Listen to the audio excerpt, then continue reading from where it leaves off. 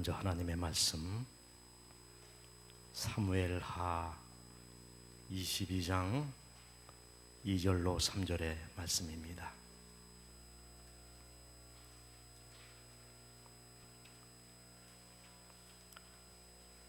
가로되 여호와는 나의 반석이시요 나의 요새시요 나를 건지시는 자시요 나의 하나님이시요 나의 피할 바위시요 나의 방패시요 나의 구원의 뿌리시요 나의 높은 망대시요 나의 피난처시요 나의 구원자시라. 나를 흉악에서 구원하셨도다. 아멘. 아멘. 온 나라가 메르스 공포 때문에 몸살을 앓고 있는 것 같습니다. 오늘 본문의 말씀처럼 우리의 구원자시요 회복자시요 치료자 되시는 하나님이 계시기 때문에 오늘 저희들은 이렇게 평안한 모습으로 예배를 드리게 될 수 있음을 감사드립니다. 14세기 패스트 흑사병으로 인하여 유럽 인구의 3분의 1이 희생이 됐습니다. 불과 2년 동안 대략 한 3,500만이나 되는 사람들이 일시에 죽었습니다. 근데 후일에 그것을 추억하는 학자들이 뭐라고 분석을 했냐면 흑사병 자체에 죽은 사람보다 흑사병의 공포에 질에 죽은 사람이 더 많았다는 거예요. 2차 세계대전으로 전산 사망자 수가 30만을 헤아리는데 아들과 남편을 전장에 보내놓고 걱정이 돼가지고 심장병으로 죽은 사람이 100만이랍니다. 여러분이 메르스가 무서운 병인 것은 맞는 것 같습니다만은 지금까지 몇 명 죽었습니까? 19명 죽은 것 같습니다. 근데 어떤 기록에 보니까 한 해에 비만으로 죽는 사람이 3만 명이래요. 그리고 러시아에서는 매년 고드름에 맞아 죽는 사람이 100명이랍니다.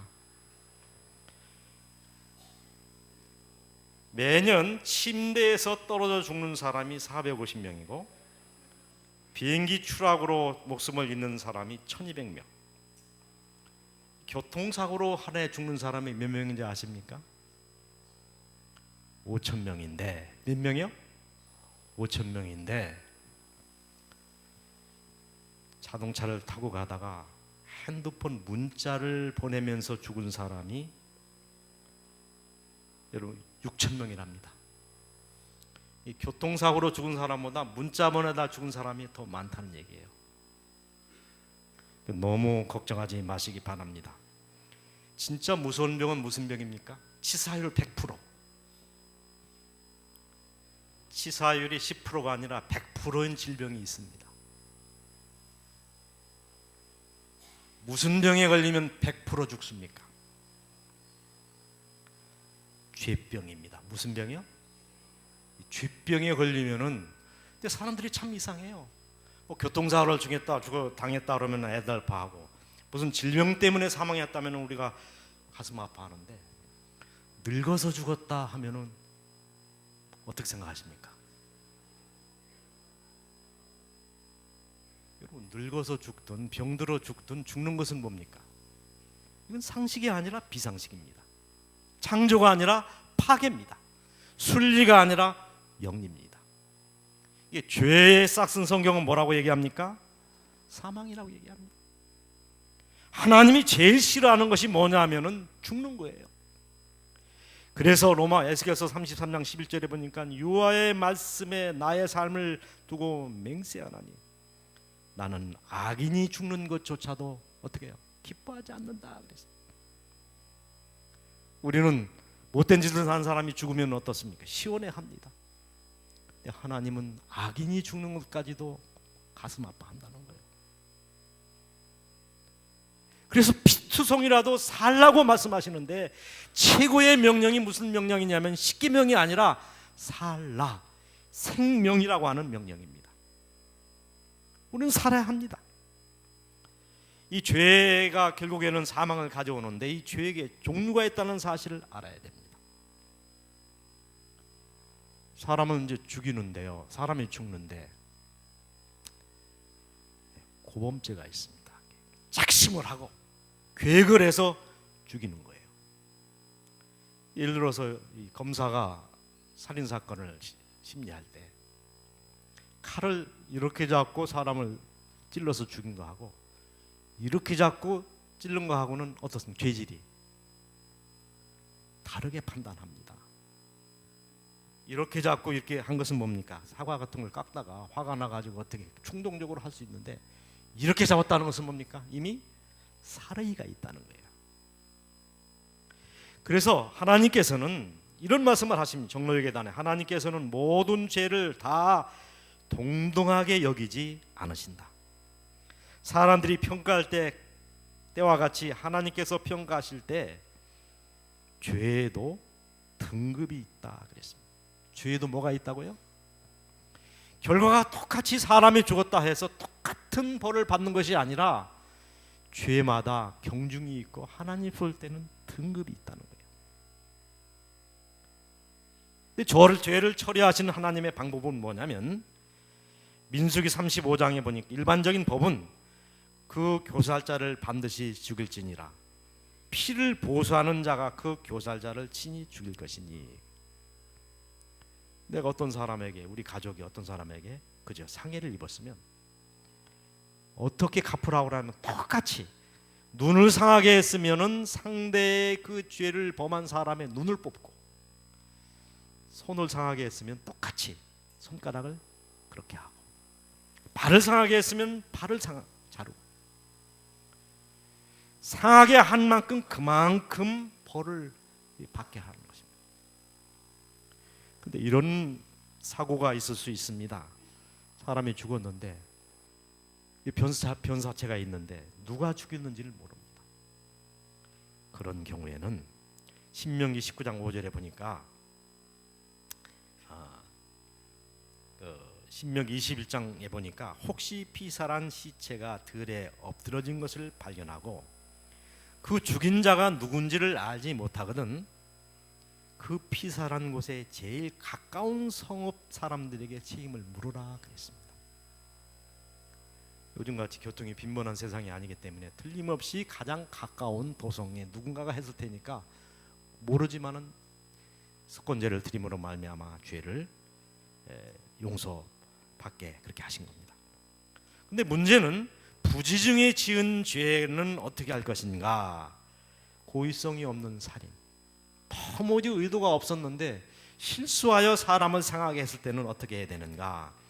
신명기 19장 5절에 보니까 가령 사람이 그 이웃과 함께 벌목하러 살림에 들어가서 손에 도끼를 들고 범목을 하려고 찍었을 때 도끼가 자루에서 빠져 그 이웃을 맞춰 그로 죽게 함 같은 것이라 그랬습니다. 전혀 어떤 계획적이지 아니하고 의도하지 않은 일로 말미암아 사람이 죽었을 때, 그런 죄에 대해서는 하나님이 그것을 죄라고 인정하지 않았다는 겁니다. 그런 사람을 위하여 마련한 제도가 뭐냐면 도피성 제도입니다. 요단강을 중심으로 해서 이스라엘 나라에 48개 도성이 있었는데 8개 도성을 묶어서 그곳에 한 곳씩 도피성을 세우게 하셨습니다. 그래서 이스라엘 전체에 약 6곳의 도피성이 있었는데 이 도피성으로 가는 길 중간중간에 도피성으로 가는 그 안내판을 세우도록 그렇게 했습니다. 그리고 그 폭을 얼마로 했냐면 약 14m로 했습니다. 우리 좀 계산으로 쉽게 하자면은 한 8차선 정도의 대로를 이렇게 뒀습니다. 그리고 이 도피성으로 올라가는 길 양쪽에 뭐 전혀 거침이 없게 하였고 표지판을 세워뒀고, 그 다음에 높은 곳에 두어서 누구든지 접근이 용이한 그런 곳에 도피성을 두도록 했습니다. 그리고 언제 어디서 어떤 사람이 도피성에 들어가든지 충분히 식생활이 가능하도록 최소한의 삶의 불편이 없도록 모든 준비를 마련해 두도록 했습니다. 그러면 이렇게 실수로 사람을 상하게 한 사람이 언제까지 머물 수 있는가? 대제사장이 죽을 때까지 머물도록 했습니다.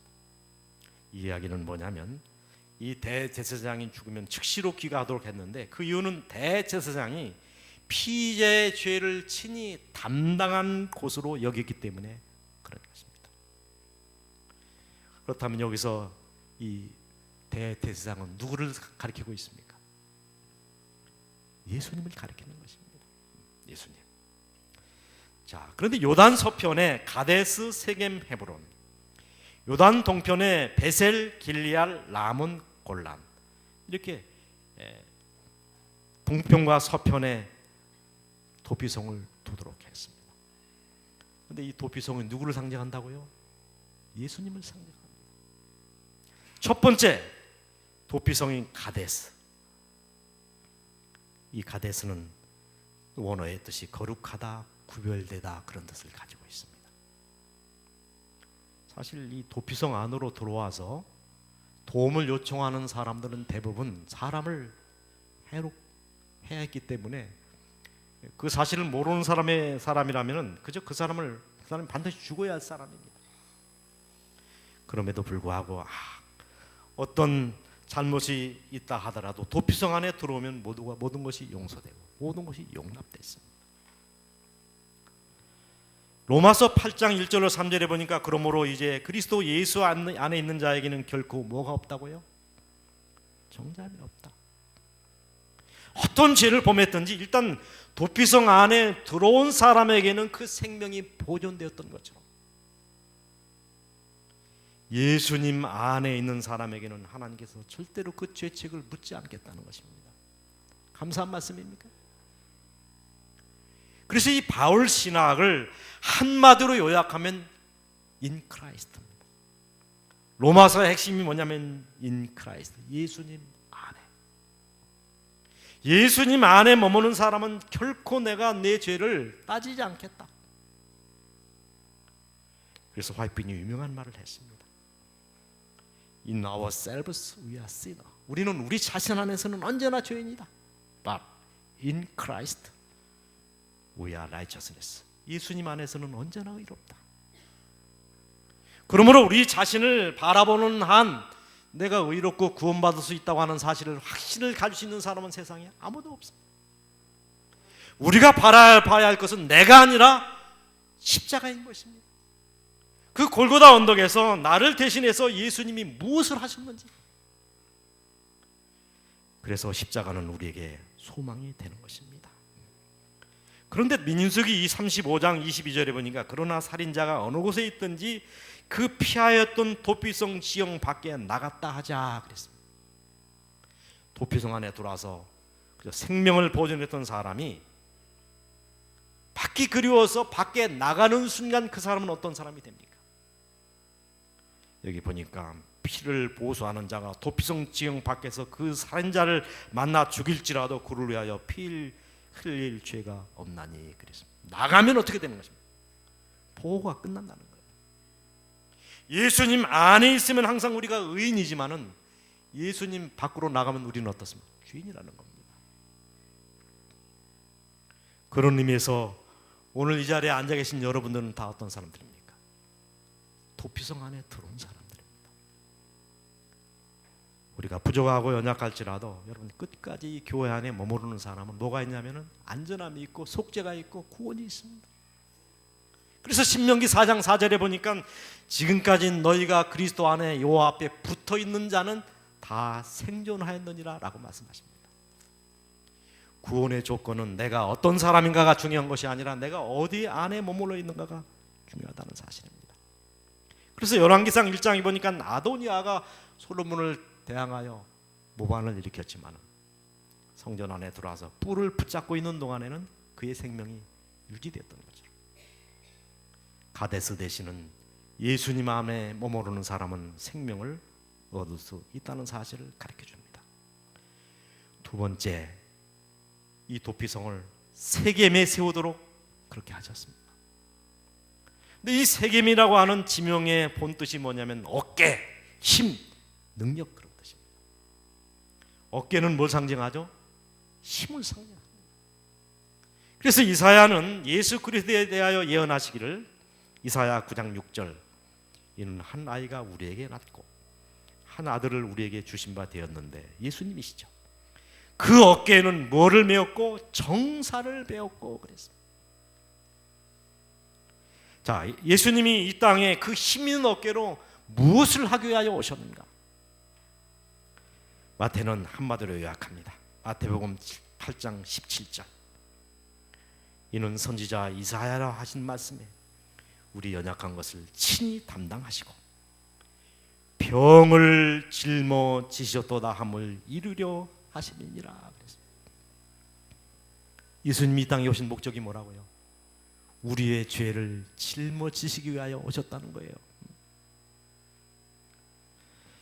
여러분, 이번 메르스 사태, 메르스가 확산된 이유를 몇 가지로 전문가들이 분석을 하더라고요. 이 메르스 병에 대한 무지였습니다. 이렇게까지 전염률이 강하다는 것을 잘 몰랐던 것 같습니다.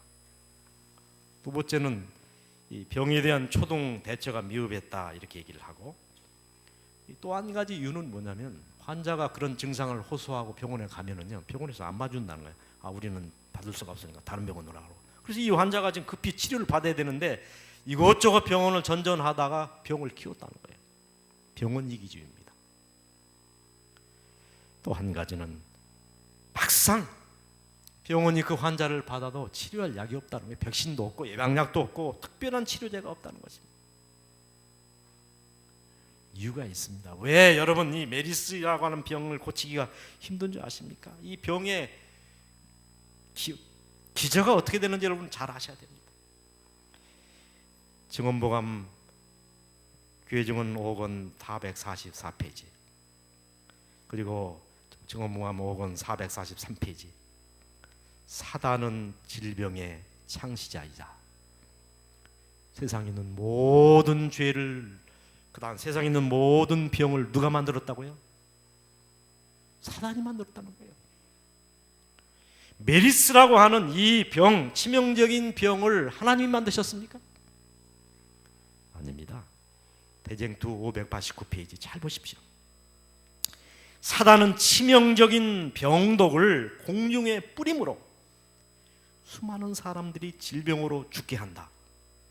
이러한 일은 점점 더 빈번하고 처참해져서 멸망이 사람과 짐승에게 똑같이 엄습한다 그랬어요. 여러분, 메르스가 이렇게 위험하다는 사실을 느끼시는데요, 메르스보다 훨씬 더 치명적인 병독을 가진 질병들이 앞으로 나타날까요? 나타난다는 거예요. 마지막 재앙 중에 하나가 뭐냐면은 종기재앙입니다. 이 병을 피하기가 매우 힘들 것입니다. 사단이 매우 치명적인 독소를 공중에 뿌린다 그랬어요. 지금 경험하는 이와 같은 메르스는요, 아무것도 아니라는 사실을 아셔야 됩니다. 사단은 대기중 안에 활동하고 있으며 그는 대기중 중독시키고 대기층을 중독시키고 있다. 여기서 우리는 현재의 생명과 영원한 생명을 위하여 하나님을 의존하지 아니하면 안 된다. 그리고 결국에는 이 화살이 사단이 왜 이런 질병을 퍼뜨리고 이런 병을 앓게 하는데 그 나중에 좁히고 들어가서 마지막 공격하는 대상이 누군지가 밝혀졌습니다. 그것이 뭐냐면 마지막 그 화살은 안식일을 지키는 사람들을 이 땅에서 전멸시키는 것이다. 그렇게 하나님이 여러 번 그런 말씀하셨어요. 그런데 우리가 걱정하지 말 것은 이 사단의 목표는 모든 안식일 준수자들을 죽이는 것이다. 마지막 사건들 255페이지 그렇게 말씀하셨습니다. 같은 책 세상에 대한 그의 재산권이 논박당하지 않게 하기 위하여 재림 교인들을 지상에서 없애버리는 것이 사단의 목표다. 그래서 하나님은 세상을 다 구원하려고 목표를 세우시고 사단은 세상에 있는 모든 사람이 이런 병으로 말미암아 죽게 하는 것이 목표라는 거예요. 그 사이에 우리가 존재하는 것입니다. 그런데 감사한 것은 치료봉사 17페이지, 예수께서는 병과 질병과 죄의 짐을 제거해 버리기 위하여 이 땅에 오셨다. 예수님이 오신 목적은 뭐라고요?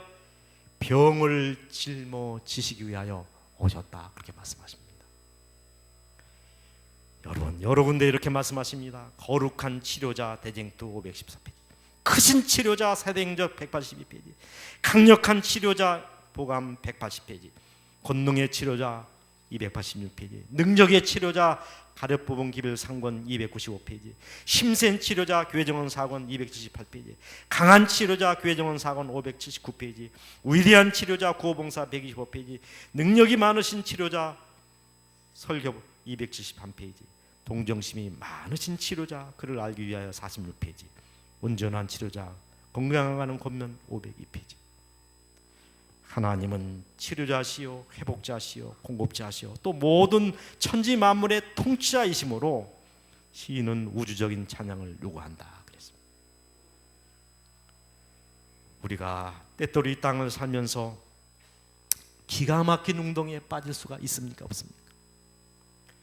시편 기자는 그가 나를 기가 막히는 웅덩이와 수렁에서 끌어올리시고 내 발을 반석 위에 두사 내 걸음을 견고케 하시도다 말씀하십니다. 우리를 기가 막힐 웅덩이에서 건져주시고 우리의 질병을 대신 짊어지기 위하여 이 땅에 오신 예수님께 우리의 모든 짐을 맡기도록 그렇게 하십시다. 두 번째, 그분이 짊어지신 것은 뭐냐면 요한복음 1장 29절, 예수님과 이 침례 요한이 처음 만났는데 침례 요한이 예수님을 보자마자 외친 말이 뭡니까? 세상 죄를 지고 가시는 하나님의 어린 양이로다 그랬어요. 예수님이 이 땅에 오신 두 번째 목적은 죄를 짊어지시기 위하여 오셨다는 것입니다. 죄의 짐, 참 최고로 무거운 짐이 이 죄의 짐입니다. 이사야 53장 12절, 그러나 실상은 그가 많은 사람의 죄를 지며 그랬습니다. 그 짐에 그 눌려서 예수님이 심장이 파열돼 돌아가신 거예요. 세 번째는 이사야 시편 68장 19절, 날마다 우리 짐을 져주시는 우리 주 우리의 구원이신 하나님을 찬송할지어다 그랬습니다. 제가 목회자로서 어떤 때는 참 근심되는 짐이 있어요. 교회 일을 하면서도 그렇습니다. 한 번은 영락교회를 40년 다니시는 이 부부가 전도를 받고 침례를 받는데 이분이 연세가 그때 70이 넘으신 노부부입니다. 근데 이분이 결심을 했으니까 침례를 달라고 하는데 어디서 침례를 받게 됐냐면 경상북도 이렇게 그 특별한 집회가 있어가지고 그 결심을 하셔가지고 침례를 달라는 것입니다. 그때가 1월 달입니다. 강이 꽁꽁 얼어가지고 얼음이 얼어가지고 다 얼음천지인데 침례를 받겠다는 거예요. 젊은 사람이 아니고 나이가 70이 되는데 얼음을 깨고 제가 침례를 이제 그 두 분에게 드리기 위해서 갔는데요. 딱 들어가는 순간에 다리가 얼어붙어가지고 제가 떨어지지가 않더라고요. 자, 인간적인 생각으로 여러분, 지금 영하 수십 도가 되는 그 엄동설 안에 얼음을 깨고 70이 넘은 노인들에게 침례를 줄 때 염려되는 게 있습니까? 없습니까? 염려되는 게 있어요? 없어요?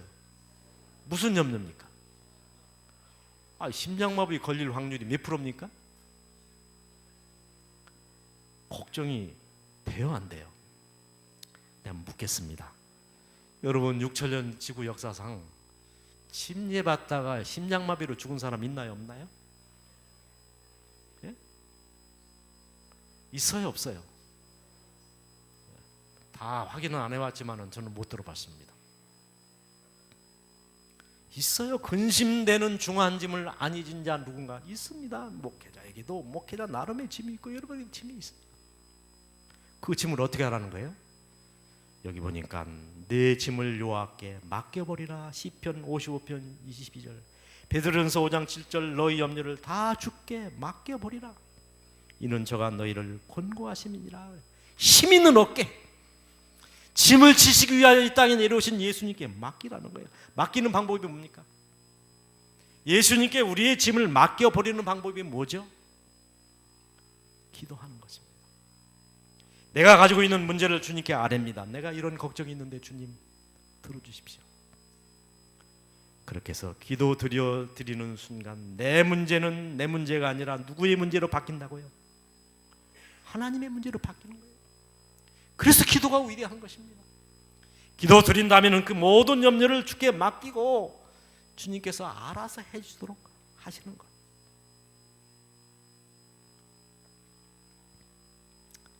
그런데 예수께서는 우리가 당신을 신뢰할 때만 우리의 짐을 져주시기로 동의하신다 그랬습니다. 이건 말로만 그렇게 하는 것이 아니라 진짜로 하나님께 교회정원 7권 297페이지 실제로 주께서는 우리가 당신에게 신뢰할 때만 우리의 짐을 져주신다고 말씀하십니다. 100% 신뢰하고 주님께 그분 모든 것을 맡기시기를 바랍니다. 내 모든 시험 무거운 짐을 주 예수 앞에 아뢰면 근심에 쌓인 날 돌아보사 내 근심 모두 맡으시네 그랬습니다. 인생의 짐이 다 무겁죠. 오늘 우리 진수원 장모님이 교회를 오시는데 여행 가방 정도가 아니라 이 산에 가는 배낭을 큰 배낭을 무거. 제가 이렇게 봤더니 10kg가 훨씬 넘더라고요. 뭐가 이렇게 무거운 짐을 가지고 오십니까? 그랬더니 저한테 그래요. 목사님, 내가 허리가 굽어서 이게 무거운 배낭을 지어 허리가 펴진다는 거예요. 응? 때때로 우리가 지는 짐이 무거울 수 있습니다.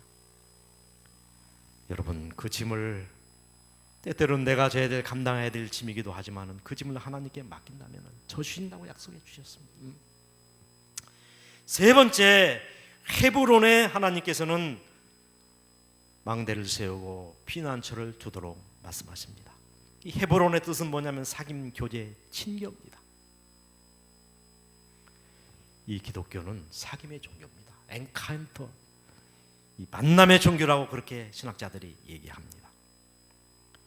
요한일서 1장 3절 우리가 보고 들은 바를 너에게 전함은 너희로 우리와 사귐이 있게 하려 함이니 그랬습니다.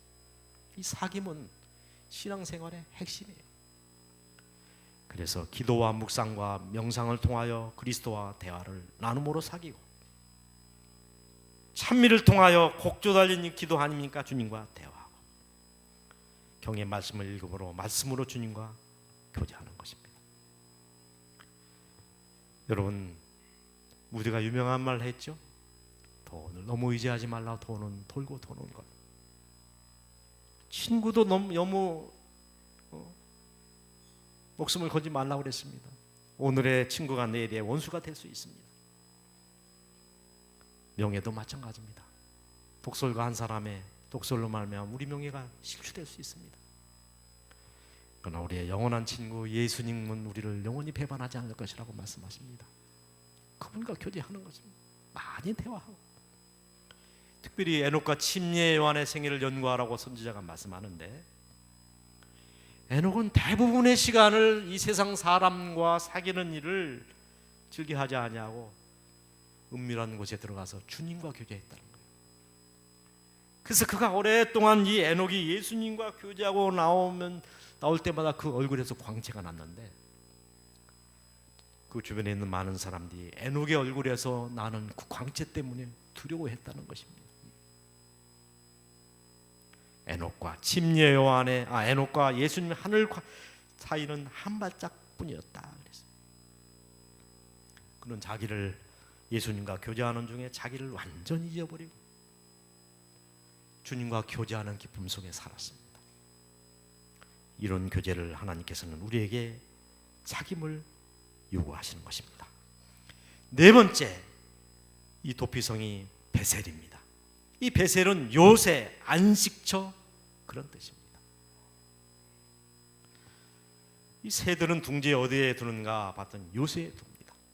특별히 높은 바위 그 틈에 자기 집을 짓습니다. 그래서 아무리 맹렬한 강한 맹수가 있다 할지라도 절대 그들을 해치지 못합니다. 우리도 마찬가지라는 거예요. 이 바위는 누구를 상징하면 예수 그리스도를 상징합니다. 사무엘상 13장 6절에 보니까 이스라엘 사람들이 위급함을 보고 절박하여 굴과 수풀과 바위 틈과 은밀한 곳에 웅덩이에 숨으며 그런 말씀이 있습니다. 출애굽기 33장 22절 내 영광이 지날 때 내가 너를 반석 틈에 두고 내가 지나도록 내 손으로 너를 덮었다가 반석은 그리스도입니다. 주께 피하고 주께 쉬는 사람은 안전한 사람임을 오늘 시편 18편 2절은 얘기합니다. 여호와는 나의 반석이시오 나의 요새시오 나를 건지시는 자시오 나의 하나님이다.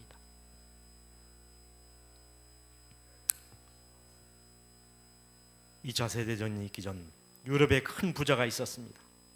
이 히틀러가 하는 일을 보니까 틀림없이 무슨 일을 저지를 것 같아요. 그래서 자기가 가지고 있는 모든 재산을 다 정지했습니다. 세계에서 가장 평안하고 안전한 곳이 어디일까? 혹시 큰 전쟁이 난다 할지라도 내가 안전히 살 수 있는 곳이 어딜까를 찾다가 한 곳을 찾았습니다. 태평양 한가운데 있는 가달카탈이라고 하는 섬입니다. 가보니까 사람들이 얼마나 평화롭게 사는지, 싸우지 아니하고 형제처럼 살고 먹을 것이 풍부하고, 그래서 옳거니 여기다 내가 집을 짓고 살면 되겠다. 정말 그렇게 했습니다. 꿈 같은 시간이 지나갔습니다. 사람들이 얼마나 인자하고 사람들이 얼마나 좋은지 유럽에서 느끼지 못한 평안이 있었습니다. 그런데 여러분 놀라지 마십시오. 얼마 후에 전쟁이 났는데 제2차 세계대전입니다. 일본하고 미국하고 붙었죠. 근데 가장 치열한 전투가 어디서 벌어지냐면 이 가달카탈이라는 섬에서 벌어졌습니다. 전쟁이 끝났을 때 그 섬은 풀 한 폭이 남지 않냐고 폭격으로 말미암아 완전히 쑥대밭이 됐어요. 여러분 묻습니다. 세상에 안전한 곳이 있습니까? 누가 우리의 피난처라고요? 예수님에게 숨는 겁니다. 어떤 분은 이게 도시에 살다가 조금 목가적인 데로 좀 살고 싶다 그래가지고 대도시 밖에다가 집을 하나 두고 아이들을 그냥 돌봤습니다. 한 가지 불편한 것이 좀 통학거리가 멀다는 거였는데 은퇴했기 때문에 그 아이들을 차로 이제 태워주고 그렇게 합니다. 어느 날 조금 바빠가지고 시동을 걸고 이제 손주를 태우려고 시동을 걸고 차를 백해서 이름을 불러도 아이가 안 나오는 거예요. 알고 봤더니 그 차 밑에 차가 뒤로 후진하는 사이에 손주가 깔려 죽은 것입니다. 여러분 도해지 있다고 불안하고 뭐 시골 간다고 안전한 게 아닙니다. 누가 우리의 피난처시라고요? 예수님만이 우리의 피난처라는 거예요. 예? 다섯 번째, 길앗 라못의 도피성이 만들어졌습니다. 높은 곳 영광 그런 뜻입니다. 마침내 예수님이 우리를 높은 곳에 세워주신다는 그 말씀입니다. 영접하는 자 곧 그 이름을 믿는 자에게는 하나님의 자녀가 되는 권세를 주셨으니, 여기 나와 있는 이 권세는 세상적인 권세가 아닙니다. 제가 통계를 뽑아보니까 이범석 총리가 초대 총리로 부름을 받아가지고 지금 정홍원 총리까지 평균 재임 기간이 얼마냐면 1년 4개월입니다. 총리들의 평균 재임 기간이 몇 년이라고요? 1년 남짓.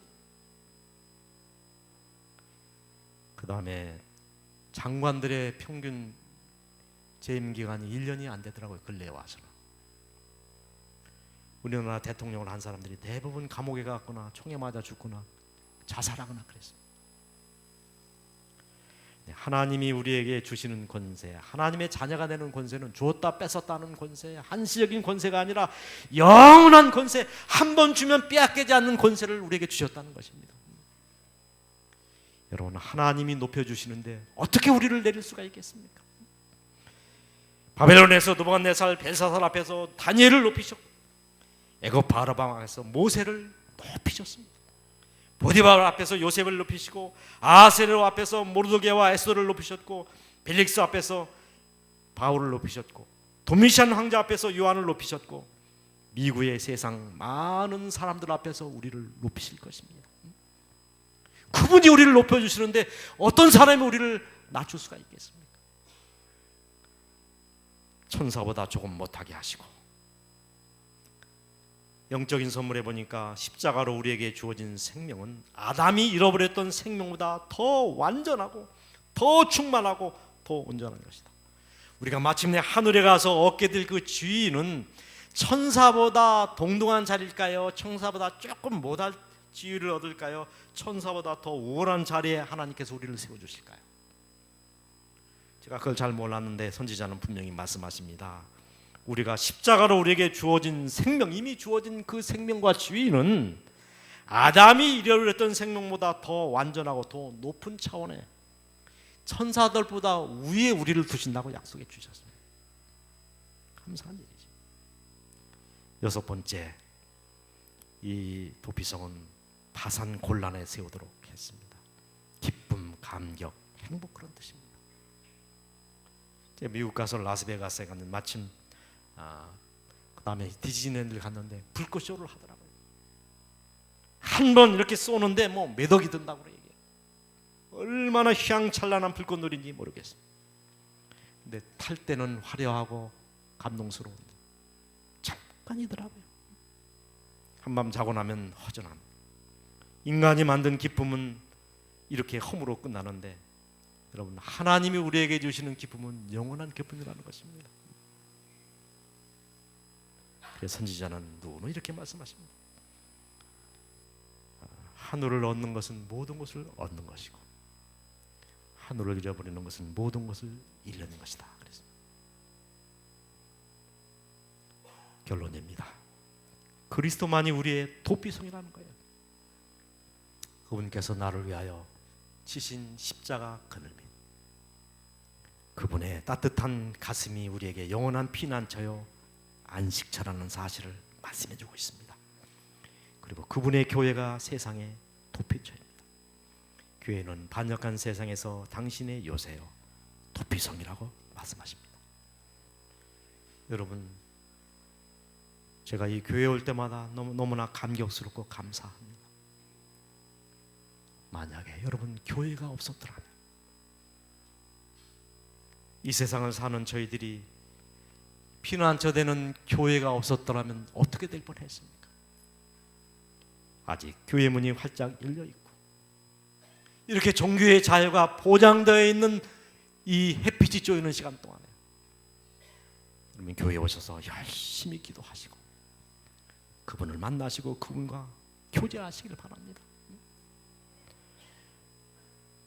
바위 틈에 숨은 다람쥐를 해칠 수 없듯이 그리스도께 피한 우리는 결코 누구도 해칠 수가 없다는 사실입니다.